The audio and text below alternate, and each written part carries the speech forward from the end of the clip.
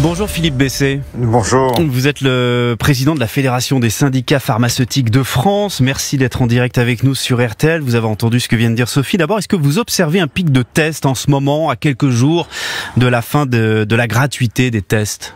Non, clairement non. Le pic des tests a eu lieu cet été, dans les 2 semaines du mois d'août, où là, effectivement, c'était vraiment massif, avec près de 7 millions de tests par semaine. Là, actuellement, ce qui fait qu'il y a moins de tests, c'est la vaccination. Oui. Nous avons 52 millions de Français vaccinés. Et donc, il y a moins de gens qui ont une nécessité d'avoir un pass sanitaire lié au test. Donc la gratuité ne va pas marquer un coup d'arrêt pour vous, finalement? Non. D'abord, effectivement, comme vous l'avez rappelé, nous avons 60 millions de Français pour lesquels rien ne va changer. Les dépistages vont continuer à pouvoir être pris en charge par l'assurance maladie.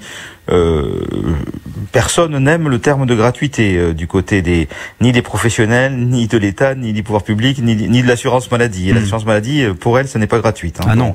Donc c'est on va dire pris en charge. Oui. Donc pour 60 millions de Français, rien ne change. Puisque les tests restent pris en charge dans les cas de symptômes, etc.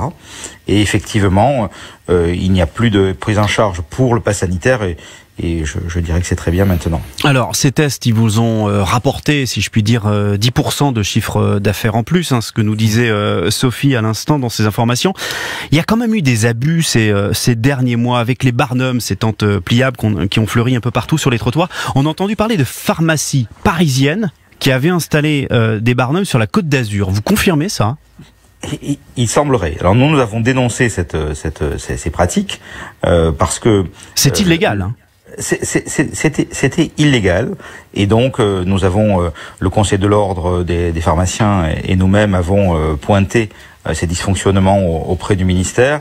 Il y a eu des recadrages, évidemment. Il y a eu des contrôles ? Oui, il y a eu des contrôles. Des sanctions ? Les agences régionales de santé. Oui. Combien ? Les sanctions sont en cours de jugement. Vous savez que là, il y a eu la constatation des sanctions, mais il y a eu même des sanctions qui risquent d'être pénales, en fait. Il y a combien de cas ? Aux sanctions financières. Alors, je peux pas vous donner de nombre de cas. Ce doit être des cas qui sont en unité. Je dirais peut-être même des dizaines, mais on verra à la fin. C'est sûr qu'il faudra y revenir pour que je vous donne des chiffres précis. Mais en tout cas, c'est arrivé. Même si c'était très très très minoritaire, c'est arrivé. Cette crise a aussi révélé un rôle nouveau pour vous, pour les pharmaciens. Vous avez été des acteurs de la prévention. Votre métier a changé en un an. Vous n'êtes plus que seulement des vendeurs de pastilles pour la toux, si je puis me permettre. Oui, en effet. C'était d'ailleurs dommage. C'était quelque chose que la profession expliquait depuis des années.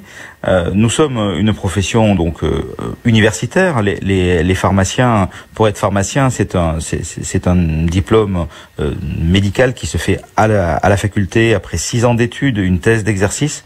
Et donc, nous expliquions au pouvoir public depuis des années que sous-utiliser un réseau de pharmacie, c'était très coûteux pour la collectivité, en fait, parce que on investit dans la formation, on investit dans l'humain. Et donc, il faut pas sous-utiliser les gens. Donc là, maintenant, effectivement, la pharmacie trouve sa place dans ce qu'est la prévention et comme là aussi je l'ai dit sur plusieurs antennes chez vos confrères, on parle beaucoup du coût des tests, donc 1 milliard et demi de ce que ça rapporte à l'officine, mais qu'est-ce que ça fait gagner à la France? Ça fait gagner à la France le fait que au mois d'août nous étions ouverts, nous n'étions pas confinés. Et donc tous les bars, tous les restaurants étaient ouverts. L'activité a fonctionné en France pendant l'été. Vous dites ça c'est grâce aux tests. Ça c'est grâce aux tests et grâce aussi aux pharmaciens. Donc à partir de vendredi matin, combien faudra-t-il payer pour un test PCR et un test antigénique? Soyons très concrets. Alors un test PCR, c'est uniquement en laboratoire et donc c'est 44 €. Et en pharmacie, le tarif pris en charge par l'assurance maladie est de 25 €. Et il est en tiers payant donc pour 90% d'entre nous. Et il sera au même tarif, 25 € pour les 10% restants. 25 €, très bien. Une dernière question, Philippe Besset, est-ce que vous craignez que les gens ne viennent plus et qu'on perde la trace finalement du virus, de l'épidémie?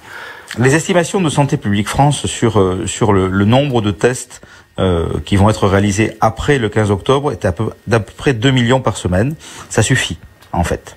Donc nous ne sommes pas véritablement inquiets sur la suivi de l'épidémiologie via les tests, dans la mesure où nous gardons ce chiffre de 2 millions de tests par semaine. Merci beaucoup Philippe Besset, président de la Fédération des syndicats pharmaceutiques.